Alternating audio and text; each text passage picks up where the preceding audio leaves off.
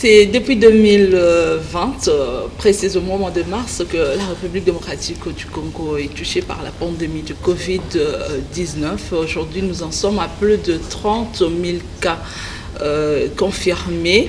Eh bien, dans ce contexte, il faut protéger les enfants, il faut protéger les adolescents. Nous allons donc parler dans ce numéro de santé plurielle de la Covid-19 et la protection de l'adolescent. Nous en parlons avec le professeur Lukunku, qui revient une fois de plus dans cette émission. Lui, c'est le vice-président de la commission communication sur le risque et l'engagement communautaire, ainsi que le docteur Pierrot Mbela, directeur du programme santé de l'adolescent pour la ville de Kinshasa, au sein de Save the Children, qui est une organisation internationale de protection de l'enfant, comme vous le savez. Alors, la protection de l'adolescent dans le contexte de Covid-19. Docteur Pierrot, d'abord, comment on peut définir l'adolescent? C'est qui un adolescent? Dans quelle tranche d'âge se situe l'adolescent? Ah oui, merci beaucoup pour la parole, Louis. Je dirais, selon l'OMS, la définition de l'adolescent, c'est toute personne âgée de 10 à 19 ans. Et dans ce groupe, dans ce grand groupe, nous avons le sous-groupe. Nous avons les adolescents âgés de 10 à 14 ans que nous appelons généralement les très jeunes adolescents. Et nous avons les adolescents âgés qui sont âgés de 15 à 19 ans. Donc il faut comprendre que dans cette proportion, il y a une catégorie d'adolescents qui sont les enfants. Comme par définition, les enfants sont âgés, c'est les êtres humains qui sont âgés de moins de 18 ans ou 17 ans, je dirais, révolus. Et donc, il y a une proportion importante des adolescents qui sont aussi des enfants. Donc, d'où tout l'intérêt des Save the Children par rapport à cette thématique. Et ils méritent protection, notamment dans ces contextes que traverse le pays et le reste du monde d'ailleurs. Oui, les adolescents sont d'abord des individus comme tout autre individu.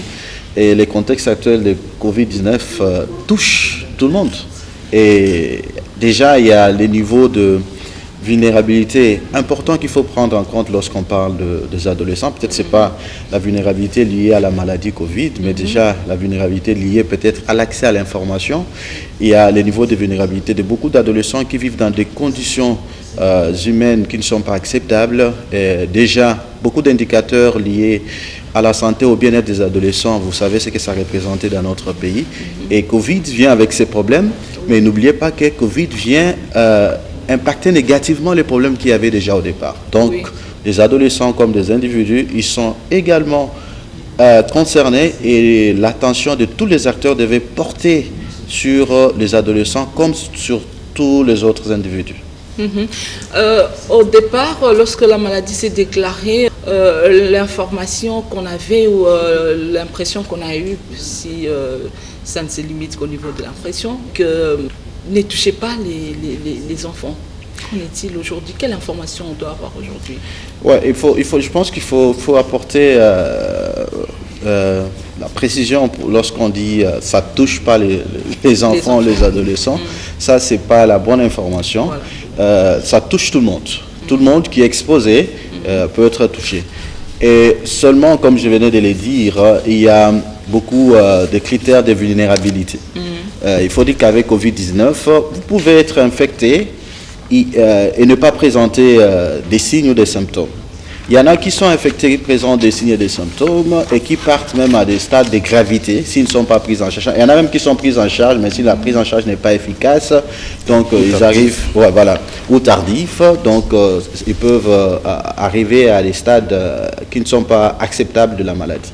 Donc, c'est pour dire que des adolescents peuvent être aussi infectés, et comme les enfants seulement, comme ils ont des capacités en termes d'immunité assez fortes, ils résistent à la maladie et ils n'arrivent pas, pour la plupart, à présenter des symptômes ou des signes, ou jamais s'ils les présentent, ce n'est pas des symptômes ou des signes aussi graves que certaines personnes, comme les personnes âgées de plus de 55 ans. Mais n'oubliez pas que un autre facteur de risque, c'est aussi les comorbidités. certaines pathologies sous-jacentes, ça peut être l'asthme, ça peut être des maladies cardiaques. Il y a un nombre important d'adolescents qui peuvent présenter ces pathologies. Et du coup, il faut qu'on fasse très attention, qu'on ne pense pas que la question de Covid-19 ne concerne pas les adolescents. Ils sont autant concernés. Et je vais insister sur le fait que les adolescents dans notre pays constituent le moins de 20 ans, je voulais dire, autour de 61% de la population générale. Et si aujourd'hui, on ne fait pas attention sur les messages qu'on passe sur les adolescents, parce qu'on peut avoir le virus et les partager avec les autres sans que soi-même on présente des signes graves. Donc il y a un risque que les adolescents transmettent les virus à d'autres personnes qui vont développer des symptômes et des signes parce qu'on n'attire pas l'attention, on ne les sensibilise pas, on croit qu'ils ne font pas la maladie. 61%, voyez ce que ça représente et les risques qu'il y a si jamais on ne fait pas d'attention, ils ne sont pas sensibilisés par rapport au respect des gestes barrières et consorts, ils peuvent transmettre à toutes ces personnes plus âgées, des personnes qui ont des comorbidités. Il y a un très grand risque, donc il faut faire très attention. On doit sensibiliser cette catégorie d'âge autant qu'on le fait pour les autres personnes. On ne l'a pas fait suffisamment, puisque en fait, on remarque vraiment un relâchement. Relâchement, c'est une façon de dire si seulement au début on a accepté par exemple de mesures de protection. En tout cas, aujourd'hui, il n'en est presque pas question, professeur. Non, le problème n'est pas là, ne se pose pas à ce niveau-là. Oui. La deuxième vague, c'est justifié par ce que le docteur Pierrot vient de dire. La fermeture des écoles, c'est parce qu'on a constaté finalement que les enfants et les adolescents infectaient les parents.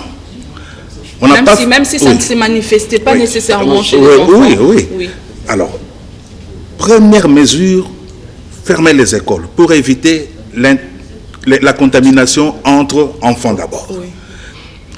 N'oubliez pas qu'il y a le personnel enseignant et tout le personnel administratif des écoles.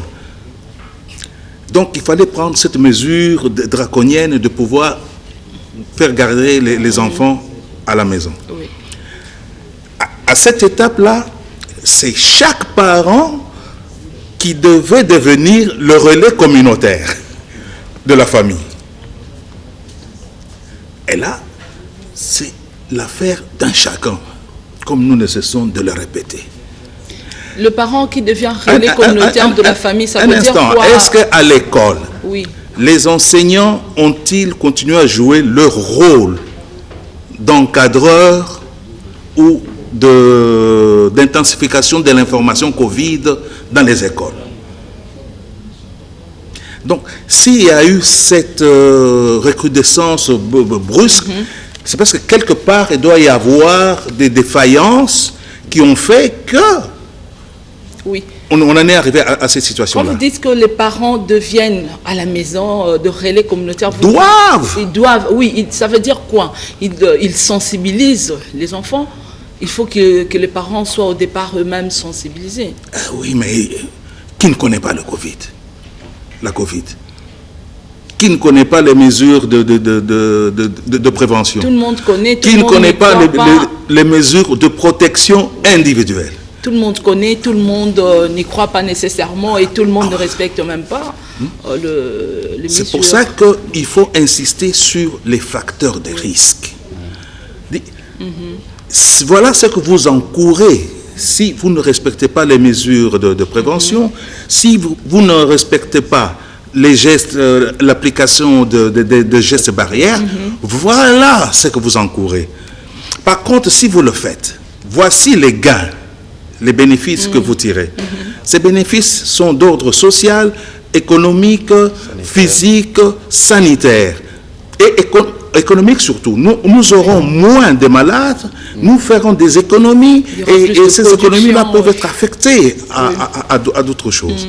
Donc, nous devons nous inscrire dans une sensibilisation systémique qui fasse que tous les aspects, toutes les dimensions soient prises en compte et présentées en termes de gains et de bénéfices.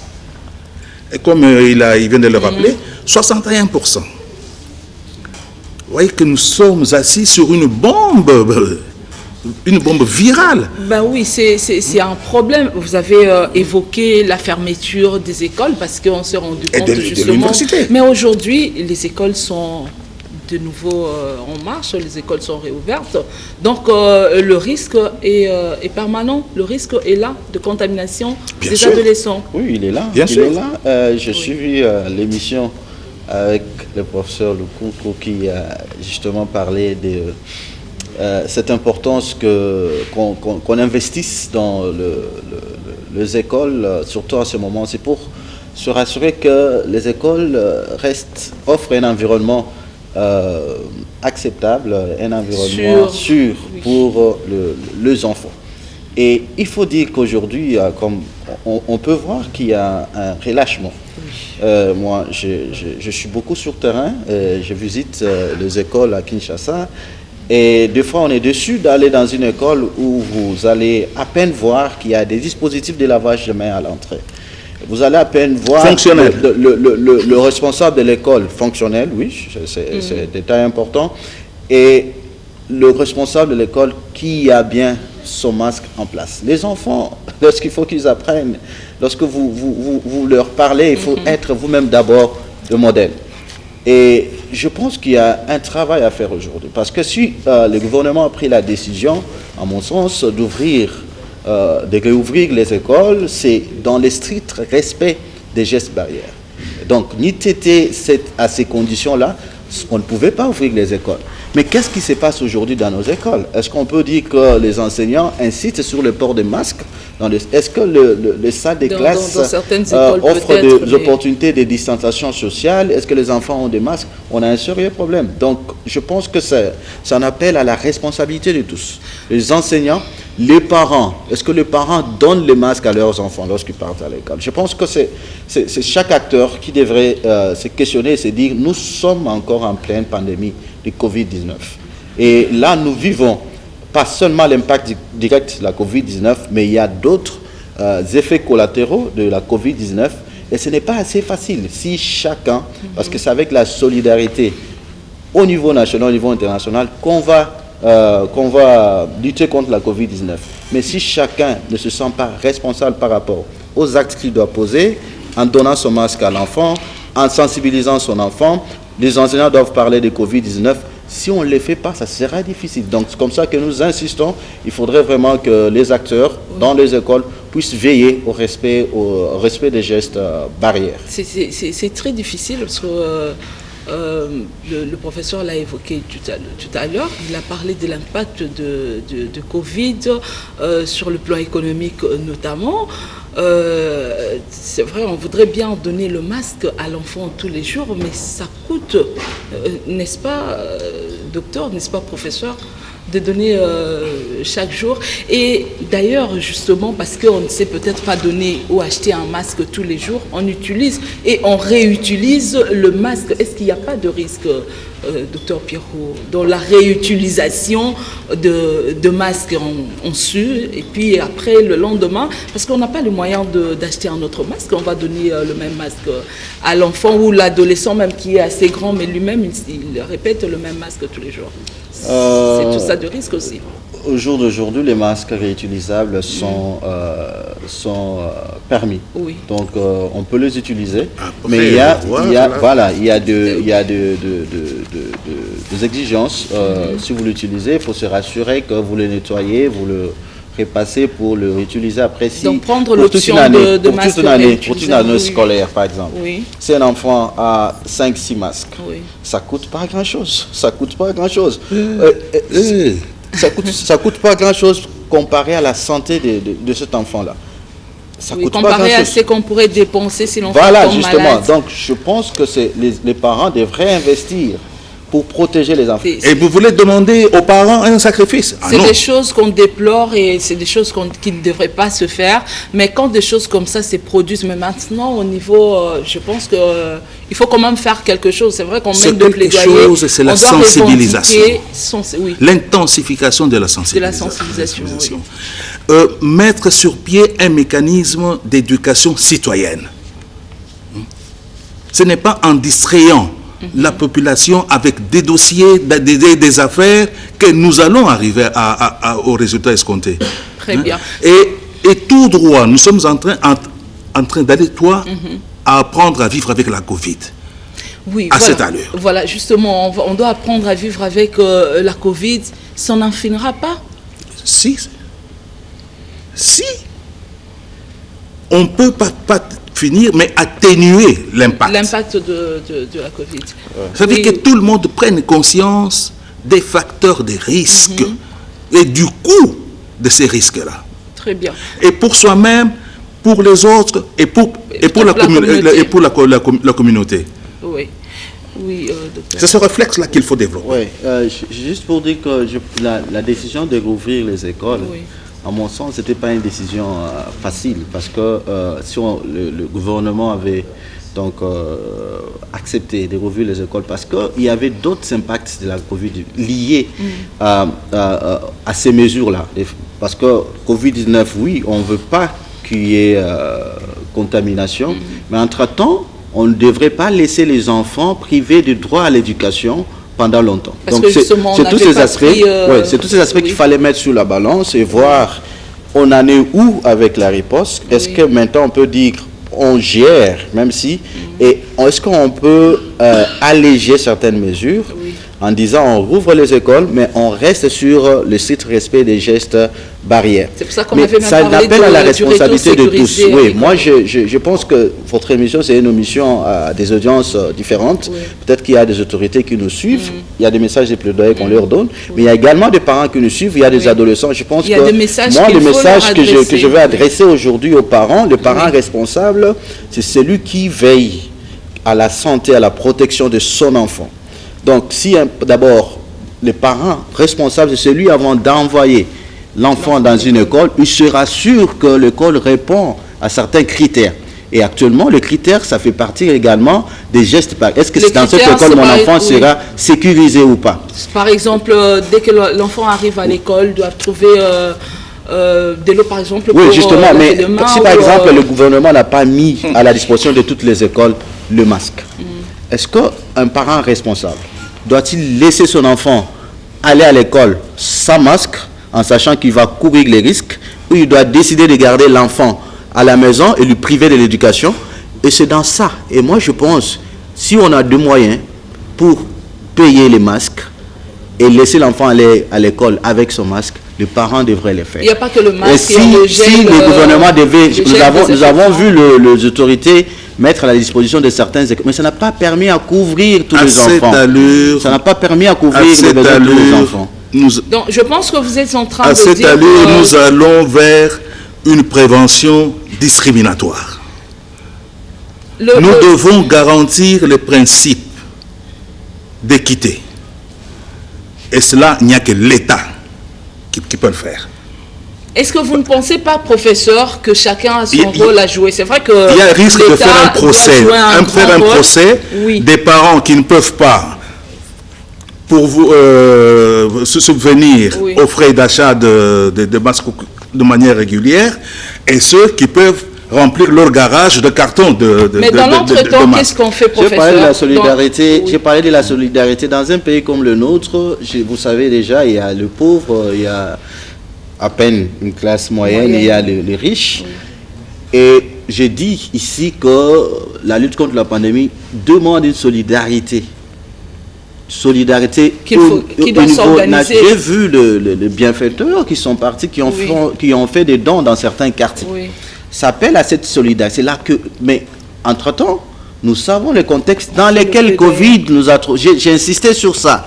Donc déjà au départ, lorsque le professeur parle de l'investissement en tant que budget dans les secteurs de santé, ce n'est pas avec Covid, c'était même avant Covid.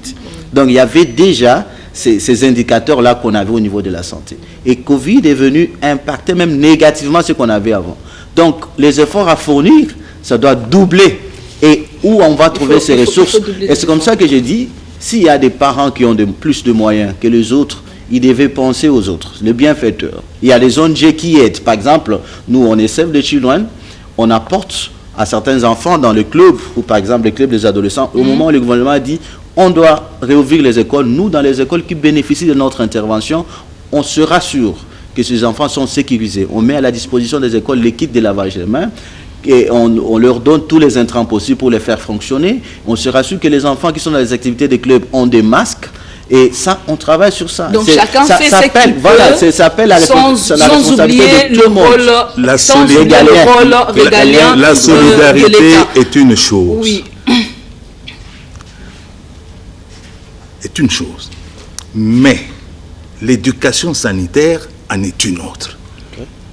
Donc, il faut savoir... Voilà. Il y a ce qui est volontaire et il y a ce qui est obligatoire. Garder l'équilibre entre les deux. Très bien. Alors, dans tout ça, l'adolescent, puisqu'on parle de l'adolescent, il y a des petits adolescents, il y a des grands adolescents, on a dit jusqu'à 19 ans. À 19 ans, c'est même déjà une grande personne qui va peut-être déjà à l'université. Quelle est leur responsabilité à eux et quel rôle ils jouent dans leur propre protection? Qu'est-ce qu'ils doivent avoir comme comportement face à cette crise que nous traversons? Oui, nous, chez Save the Children, et je pense avec beaucoup de nos partenaires, nous sommes vraiment respectueux des droits des enfants et nous faisons beaucoup de la promotion pour que tous les acteurs arrivent à respecter. Et ici, je vais parler spécialement de la participation de l'enfant. C'est vraiment important. Parce que lorsqu'on catégorise les moins de... Ça ne veut pas dire qu'ils n'ont pas droit à participer à la prise de décision pour ceux qui le concernent. Donc, il faut... Ou qu'ils n'ont pas les capacités. Voilà, qu'ils n'ont pas les capacités. Donc, il faut qu'on... Et du coup, déjà, la réponse telle qu'elle est organisée, je pense que nous, les acteurs, on devait se questionner sur la question de participation des enfants. Qu'est-ce que les enfants pensent, qu'est-ce qu'ils veulent et quelles sont les interventions qu'on va mettre au profit pour les enfants. Il faut qu'on se rassure de cela. Et nous, en tant que chef d'études dans nos interventions, on a cette question de participation des enfants au centre. C'est pour dire que les propositions qu'on peut faire vis-à-vis de l'enfant, il faut qu'il y ait ces niveaux d'appropriation. Et si on le fait participer, il va facilement s'en approprier. Et si vous ne parlez jamais à votre enfant du bien fondé du masque, vous allez lui donner, il quitte la maison, il ne va pas les porter aussitôt arrivé.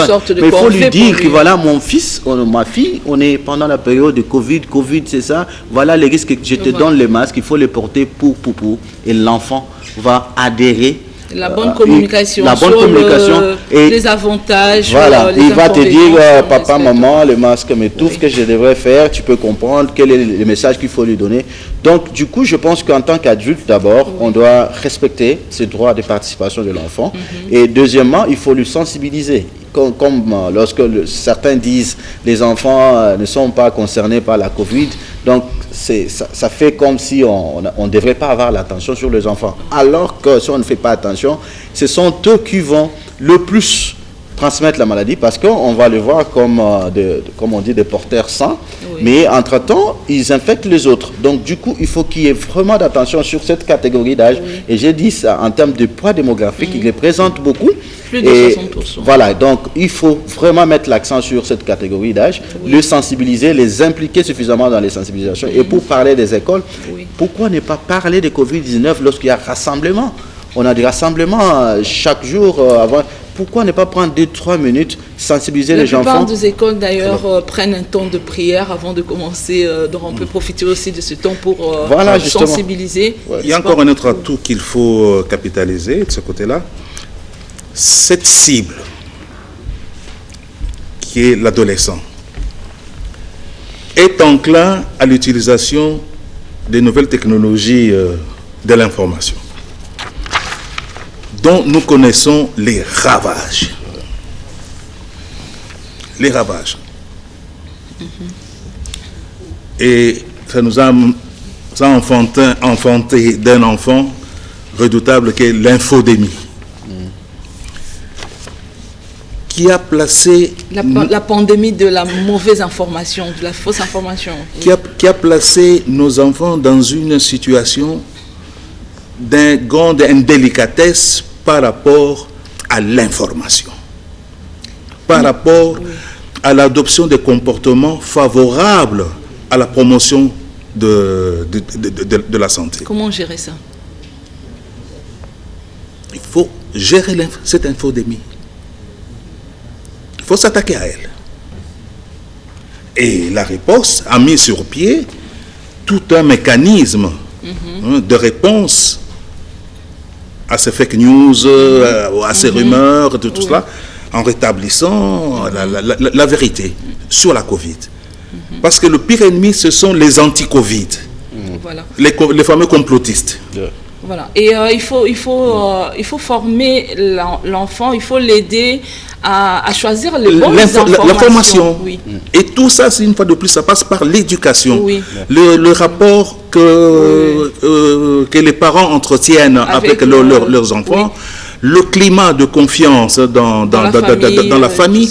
Donc, c'est tout un halo de valeurs qui doivent être... Dans certaines familles, on a vu même des enfants s'approprier du problème. Vous voyez, un étranger qui arrive à la maison, qui veut vous tendre la main, l'enfant refuse parce qu'il y a la maladie, justement, mais il y a aussi des échanges, il y a des groupes entre adolescents, ils se parlent aussi. C'est le même effet produit par les sectes, les binzambinzambi.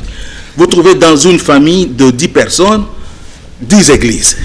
Alors, les dimanches, chacun, bon, papa, moi je suis parti, maman, Nakeyi, et tout le monde se retrouve après 15h, 16h, et tout le monde est allé chez son Dieu. On ne peut pas interdire ça, mais il faut vous voyez, ça donne quel résultat? Il faut réglementer sur le plan spirituel. Bon, chacun, il va avec ses interprétations, l'éducation est reçue, et il jure que par Nzambe Nangai. Alors, nos enfants, si nous le laissons en divagation, entre guillemets, si nous ne les mettons pas sous contrôle de l'information sanitaire qu'il faut, ils vont se comporter de la même façon que les autres le font sur le plan de la spiritualité. Alors, pour terminer, Dr Pierrot, professeur, quel message on peut apporter aux uns et aux autres, aux adolescents eux-mêmes qui sont concernés, aux parents et puis à d'autres personnes? Aux adolescents, je leur dirais, surtout ceux qui fréquentent l'école ou l'université, le pire n'est pas derrière, le pire est devant. Le port correct du masque, le respect des mesures de prévention sauveront l'année académique ou scolaire. Évitons de revenir à la situation de confinement et à la persistance de la période du couvre-feu. Adolescents, c'est vous qui détenez la clé du succès de la lutte contre la maladie. Ok. Si vous voulez être proclamé, vous voulez mettre la touche, vous voulez être il faut se protéger. Faites ce qu'on vous demande de faire. Très bien. Protégez-vous, protégez vos collègues, protégez vos membres de famille, soyez l'éducateur du quartier, soyez l'exemple. Vous sauverez votre année académique, vous sauverez votre santé, vous sauverez vos collègues, ainsi de suite. Ils vont sauver ceux qu'ils aiment. Docteur Pierrot. Ah oui, je dirais que la question de la pandémie à Covid-19, c'est tout le monde qui est exposé, c'est tout le monde qui peut être infecté, y compris les adolescents et les enfants de manière générale. Et comme je l'ai dit ici, les moins de 20 ans en RDC représentent 61% de la population générale. Et même si ils peuvent être infectés, mais ils n'ont pas... ils ne courent pas assez de risques de pouvoir présenter des signes, même s'ils les présentent, peut-être c'est des signes passagers, mais ils peuvent infecter les autres. Et pour sortir de cette pandémie, si nous le voulons, je sais que nous le voulons tous, ça demande de la solidarité. Et que ce soit les adolescents, ils doivent prendre soin des autres adolescents lorsqu'ils sont à l'école, des autres adolescents lorsqu'ils sont à l'université. Ils doivent prendre soin de leurs parents parce que tu peux ne pas avoir l'infection, tu l'as à l'école, tu viens infecter ton père, ta mère ou bien les grands-parents. Donc pour prendre soin des uns et des autres, nous devons nous protéger nous-mêmes et protéger les autres. Et tous les acteurs devraient s'impliquer. Lorsqu'on parle des écoles, les responsables des écoles à différents niveaux. Moi je pense qu'actuellement, dans le suivi que les chefs de subdivision mènent dans les écoles, on devrait rajouter des tâches spécifiques où on doit vérifier est-ce que les écoles répondent aux normes par rapport au respect des gestes barrières. Ça doit être, et ils doivent mettre ça et se rassurer que les écoles répondent, parce qu'on sent qu'il y a un relâchement, et que ce soit dans les écoles, mais également dans les universités, on doit insister sur le respect des gestes barrières. Et sur professeur Lukuku, vice-président de la commission communication sur les risques et l'engagement. Attention aux variants indiens. Attention aux variants indiens qui... faisons attention aux variants indiens. Qui s'avèrent très dangereux d'ailleurs par rapport à ce qu'on a connu jusque-là. Ouais. Il faut davantage se protéger et protéger les frontières aussi, hein, on en a besoin. Hein. Voilà. Donc je disais, professeur Lukuku, vice-président de la commission communication sur les risques et l'engagement communautaire. Merci d'avoir répondu à notre invitation. Docteur Pierrot Mbela, directeur du programme santé de l'adolescence de Save the Children. Merci à vous. Merci madame. D'avoir répondu à notre invitation, et à vous également qui nous avez suivis, nous vous disons merci. À la prochaine pour un autre numéro de Santé Plurielle. Portez-vous bien chez vous. Au revoir.